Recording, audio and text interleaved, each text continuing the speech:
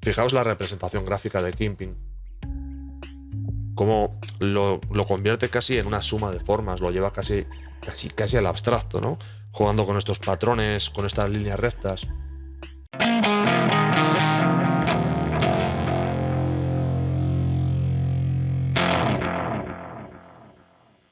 Hola a todos, ¿qué tal estáis? Bienvenidos a una nueva entrega de cómics, mentiras y cintas de vídeo, en la cual vamos a seguir repasando de una manera no ordenada, totalmente libre y anárquica, pues lo que es la trayectoria, o más bien algunos de los puntos más destacados de la trayectoria de ese monstruo de los cómics que es Frank Miller.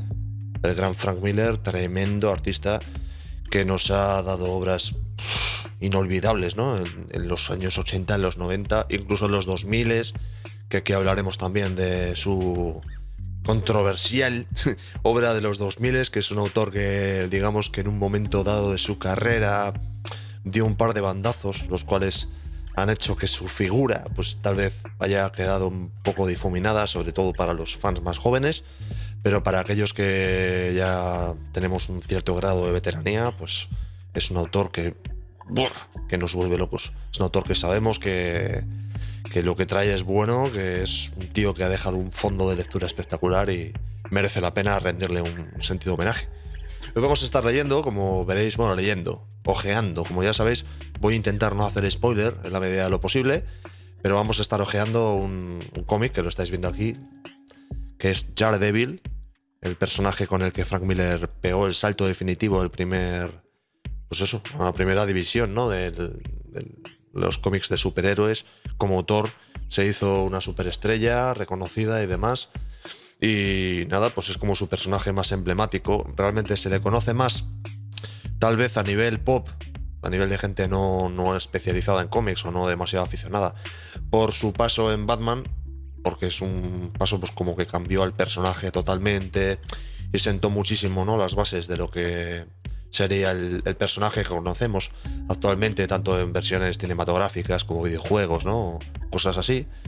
Pero yo creo, tal vez sea un poco aventurarse, ¿no?, pero yo creo que realmente su personaje, el personaje con el que él define lo que van a ser las pautas de su estilo y se marca claramente pues, en lo que será el puro y duro Frank Miller, ¿no?, es Daredevil, que es el personaje con el que él experimenta, con el que él evoluciona y con el que él crece. Y el cómic que vamos a estar viendo hoy además es bastante especial porque nos muestra a Frank Miller en su faceta de guionista, acompañado de otro super mega ultra clásico, autor referencial, artista completísimo, ineludible, Bill Sienkiewicz, apellido dificilísimo de pronunciar, pero estilo espectacular, tremendo, fantástico. Aquí les vemos en la contraportada con esta imagen así como hecha con sombras muy duras a tinta, esta ilustración de Bill Sienkiewicz, en la cual aparecen Frank Miller y el propio Sienkiewicz, que parecen estrellas del rock. Parece ahí la contraportada de un disco de post-punk o de rock alternativo de la época, muy divertido. 825 pesetas costaba este cómic. Este es un cómic de la antigua generación, digamos, un cómic ya viejuno, boomer. Estas 825 pesetas a precio actual, no sé, andaría... yo diría que este cómic andaría entre 12 y 14 cómics. 12 y 14 euros andaría la cosa. También hay que tomar en cuenta que estas tapas blandas, este estilo de edición, ahora mismo no se estila mucho y se tiende a publicar mucho los cómics en tapa dura, lo cual suele inflar un poco los precios. Y bueno, digamos que este es un precio que para la época era competitivo, era bastante popular. Bueno, antes de abrir el tomo, definitivamente, de acuerdo, hablaremos de un par de detallitos. Esto está comprendido, está publicado dentro de lo que era la colección Novelas Gráficas. Forum era la editorial que publicaba Marvel en España. La publicó pues debió publicar hasta los 2000 o algo así, cuando ya entró, si no me equivoco, Panini Comics definitivamente. Y Forum, para mi gusto, lo hizo muy bien. Era un subsello de Planeta Agostini aquí en España. Y bueno, pues tenía esta colección de novelas gráficas que son así, obras unitarias, que podían tener un tono ligeramente más adulto, con tapa blanda, que a mí me encanta. La verdad es que es un cómic viejo, pero que a mí me encanta su edición. Como veréis, el formato lo voy a comparar. En el anterior vídeo que estuvimos viendo, el de Batman, Juicio sobre Gotham, estuvimos viendo el formato prestigio. Y este es el formato novela gráfica. Voy a enseñaros el cómic de Juicio sobre Gotham para que veáis la diferencia entre un formato prestigio y uno de novela gráfica, ya que estamos. ¿Veis? El formato prestigio es más pequeño, es más similar a lo que sería un comic book normal y corriente, y el formato de novela gráfica, lo que se entendía en aquel entonces, como veréis, es más grande. Tiene mayor anchura, tiene mayor altura, con lo cual sus páginas permiten composiciones más espaciadas, un punto, digamos, más artístico, por así decirlo. Este, por ejemplo, tendría un formato, el formato prestigio tendría un formato más tradicional de cómic. Sin embargo, la novela gráfica es como que permite, pues, otra manera de componer, ¿no? Otra manera de realizar para los autores. Otro detalle que me gusta es que el papel no es tan brillante. El papel sigue siendo un buen papel, pero no es tan brillante como otros tomos que hemos visto, lo cual pues me permite no tener que estar iluminando a lo bestia para evitar brillos, cosa que siempre se agradece. Bueno, este es un cómic. Mirad que la edición es muy guapa, ¿eh? A mí me parece preciosa. Con sus tapitas y sus detalles y las solapas y demás, que te dan un poco de contexto. Biografías de los autores, contraportadas guapas. La tapa blanda, que a mí me encanta. Ese estilo de publicación con las tipografías muy guapas, muy chulas, muy bonitas. En esta época estas publicaciones era como que se enfocaban a un público ligeramente más adulto. Y se nota, tenían un punto casi como de libro, de revista, ¿no? Un poco más adulto, estaba muy bien. Bueno, este cómic es del año 1986, no sé si se enfoca en pantalla. Aquí en España se publicó, a ver si lo pone, en el 92. Este cómic tardó muchísimo en publicarse, no sé por qué. Y este cómic además está publicado, como os decía, en el año 86, que es un año importantísimo en la carrera de Frank Miller. Podemos decir que esta obra se encuadra dentro de la segunda fase de su carrera profesional. Su primera fase sería la fase en la cual hizo sus primeros trabajos para Marvel Comics y su primera época en Daredevil, es decir, autor joven, el cual le van dando publicaciones marginales a nivel de ventas, no le dan ninguna colección de las importantes, le dan un personaje que está en épocas bajas, como era Daredevil, y el autor experimenta, crea, le da 300.000 vueltas, arcos argumentales tremendos, personajes nuevos, un nivel de violencia que no sería permisible a día de hoy para la audiencia media, que solía ser la lectora de comic books. Y Daredevil se convierte en un bombazo en crítica y en ventas, y Frank Miller se convierte en una superestrella, ¿no? En esta segunda fase, después de haberse convertido en una superestrella, Frank Miller, digamos que se convierte en un autor que escoge mucho mejor sus proyectos. Entonces trabaja tanto para DC como para Marvel, ya no es un hombre de empresa, no es un hombre que pertenezca a un sello editorial, sino que va un poco saltando de aquí para allá, ¿vale? El año 86 es importantísimo para él, porque él viene de haber ya hecho Ronin, que es un cómic que vimos aquí en otro número, en el año 84, y en esta época se encontraba haciendo este cómic con Bill Sienkiewicz, después se encontraba haciendo otra serie con el personaje Elektra, Elektra Asesina, que es una serie más larga en Prestigios, también se empezó a publicar en el 86, o sea, debió hacerse al mismo tiempo que este, y si mal no recuerdo ya debía estar metido también a tope con, pues tanto con Born Again, que estaba puntito, como Batman el regreso del Señor de la Noche. O sea, el año 86 es como Frank Miller tocando techo absolutamente a nivel mainstream, a nivel creativo, a nivel experimental. Increíble. Y este cómic responde un poco a esa época. Es un cómic que tiene un marcado matiz experimental y un marcado matiz como de decir, soy un autor importante. Me puedo permitir el lujo de ser más sofisticado, el lujo de empujar al lector a tener que pensar, a tener que tener la mente más abierta y más receptiva a formas más artísticas de cómic. Lo hizo en Ronin, también en DC en el año 84, pero se pegó un batacazo tremendo, que ya lo vimos aquí, a pesar de que artísticamente era un cómic muy bueno. De acuerdo, ya tenemos el contexto, empezamos a leer el cómic, que ya está bien de hablar. Bueno, este cómic es un cómic que, digamos que él lo que hace es retomar un poco la leyenda de personajes con los que él ya ha tratado en su trayectoria previa en Daredevil, ¿no? Entonces ahí nos encontrábamos a dos personajes, que eran dos personajes contrapuestos, que son el protagonista, Daredevil, lógicamente, y su némesis, que es Kingpin, que ya le hemos conocido también como, pues eso, la gran antítesis del personaje en la serie, que está muy bien, la serie de Netflix, que en gran parte sablea a tope arcos argumentales de Frank Miller. Entonces, bueno, aquí digamos que se juega un poco con la relación entre los personajes y también se trata mucho sobre el personaje de la esposa, Vanessa, la esposa de Kingpin, que es un personaje que digamos que partimos de una situación con ella que ya se había dejado preparada en su trayectoria anterior en Daredevil. Resumiendo muchísimo, ¿vale? Digamos que Vanessa era un personaje que era la esposa de Kingpin, que ella despreciaba el lado criminal de Kingpin. Entonces Kingpin, digamos que para contentarla, no podía ser del todo malo. No se permitía el lujo de ser de todo malvado.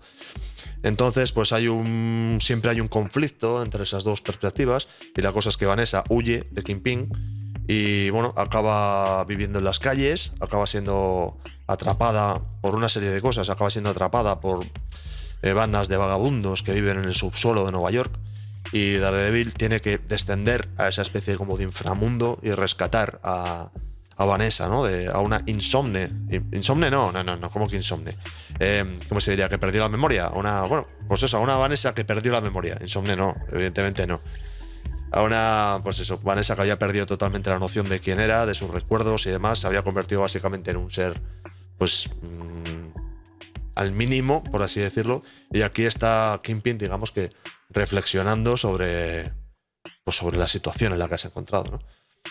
Y es un cómic que tiene un tono poco superheroico. A pesar de que hay personajes superheroicos, es un cómic que tiene un tono más adulto, más calmado, más reflexivo.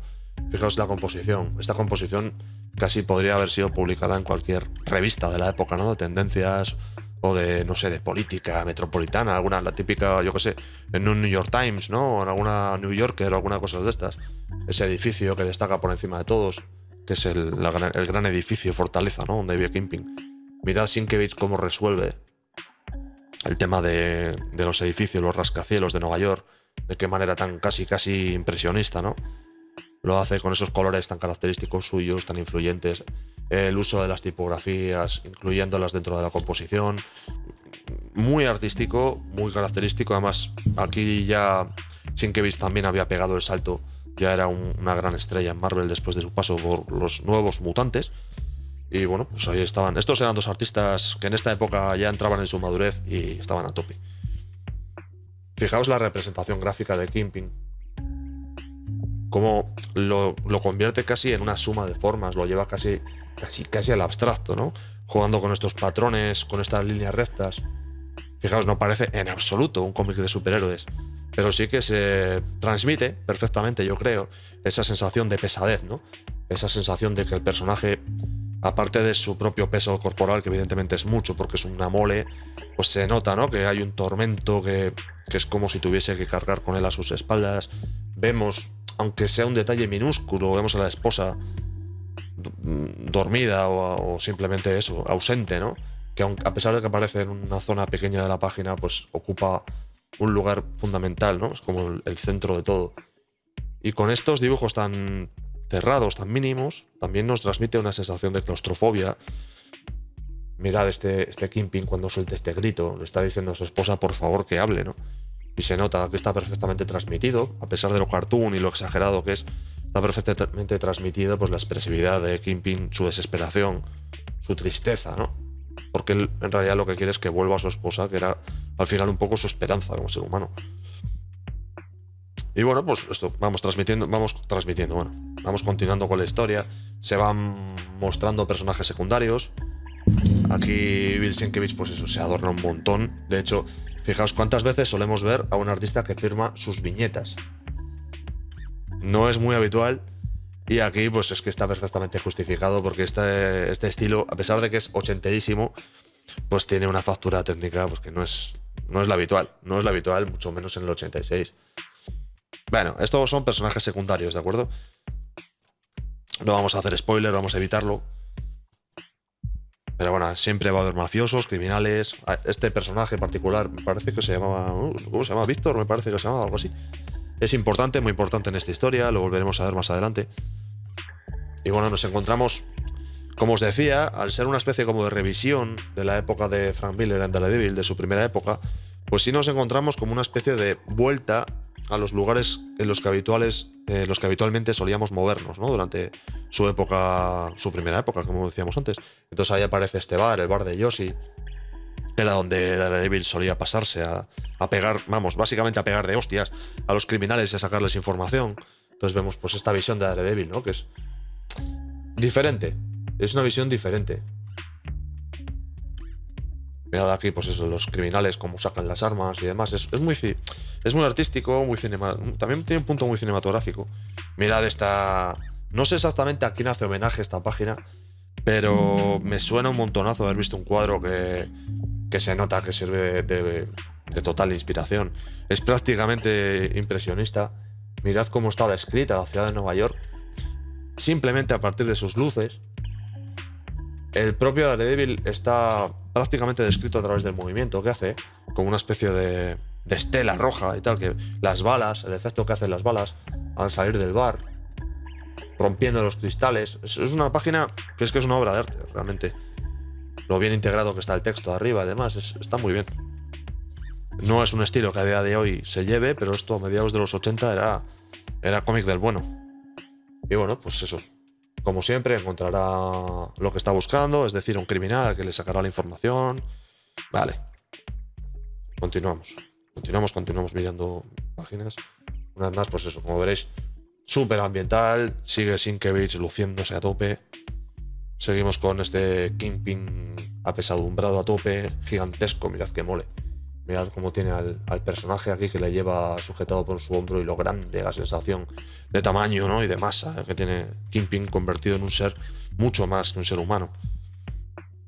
Y aquí nos encontramos a este loco, que es un tipo de personaje que en esta época a Frank Miller, yo no sé exactamente qué tipo de libros estaba leyendo, películas estaba viendo, lo que fuera, pero sí se notaba que era una época en la cual se llevaba mucho ese tema de los dramas psicológicos y de los psicothrillers que se llamaban en la época, ¿no? Con psicópatas que tenían problemas mentales y pensamientos confusos y toda esta historia.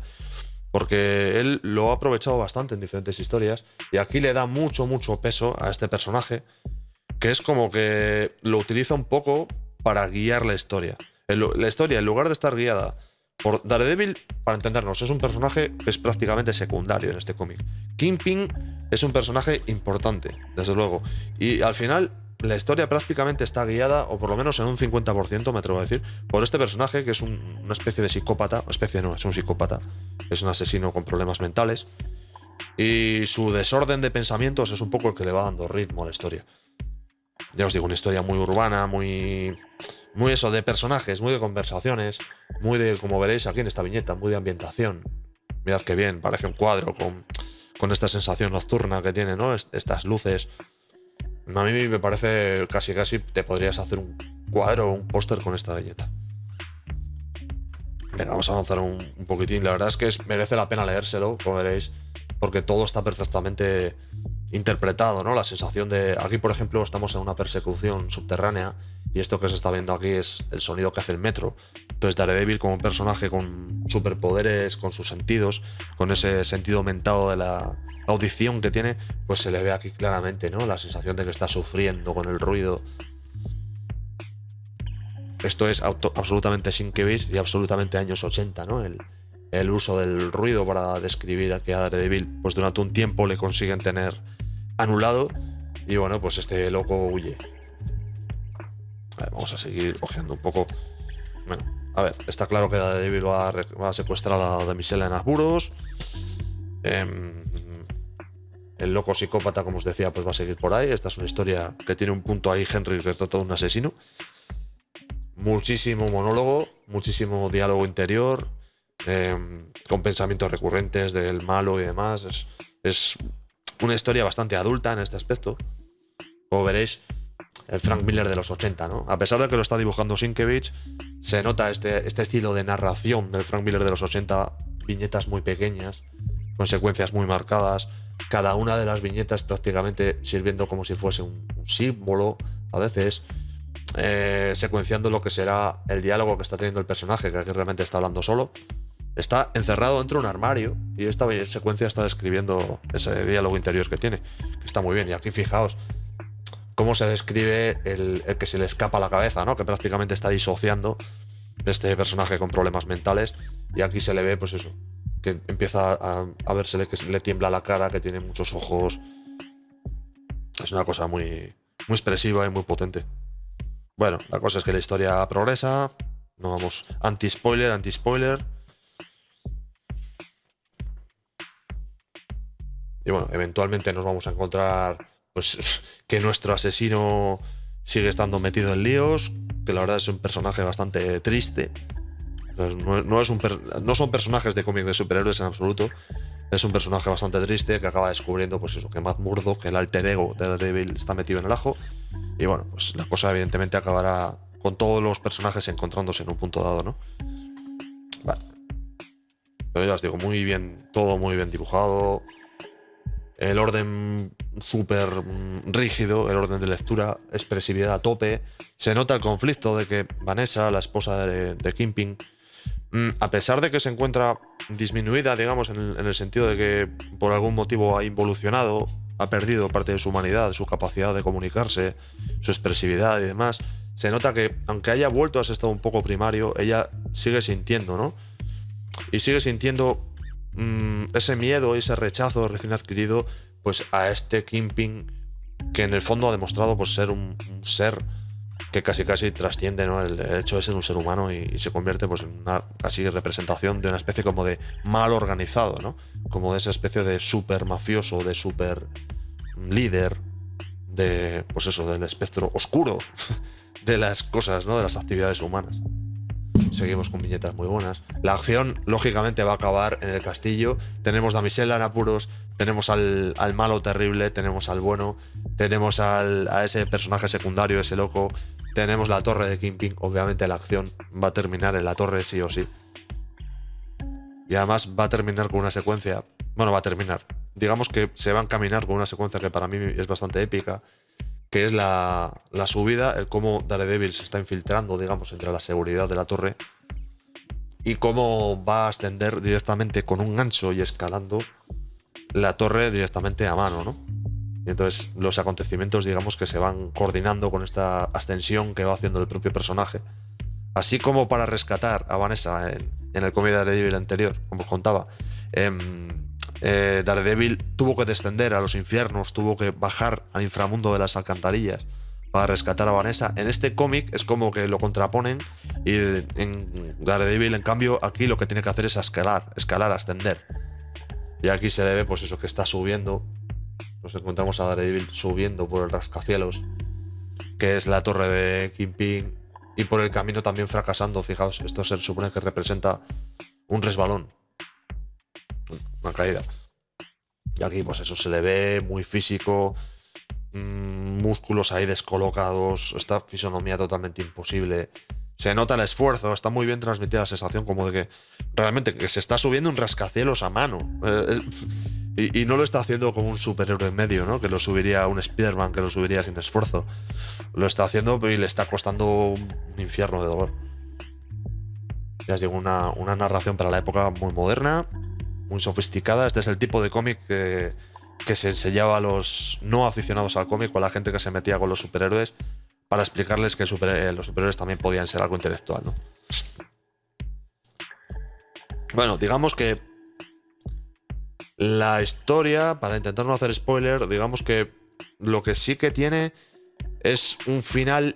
Va creando una situación en la cual parece que todo va a explotar, y luego pues la situación transcurre por otro camino. O sea, tiene un cierto anticlímax, porque lo verdaderamente importante aquí no es que vaya a haber una pelea entre el bueno y el malo, sino que va a haber una reflexión por parte de los personajes, va a haber una serie de desencantos, de tristezas, de intenciones distintas y demás, y todo va a culminar pues con Kingpin, digamos que confirmado, ¿no? en su posición. Digamos que podían suceder dos cosas: que Kingpin se redimiese a través del amor por su esposa, cosa que es algo que ya en la colección de Daredevil había quedado descartado hacía bastante tiempo, o que confirmasen a Kingpin, ¿no? Su posición. Y esto además está muy bien. No sé si... Quiero pensar que sí. No sé si Frank Miller lo hizo a propósito.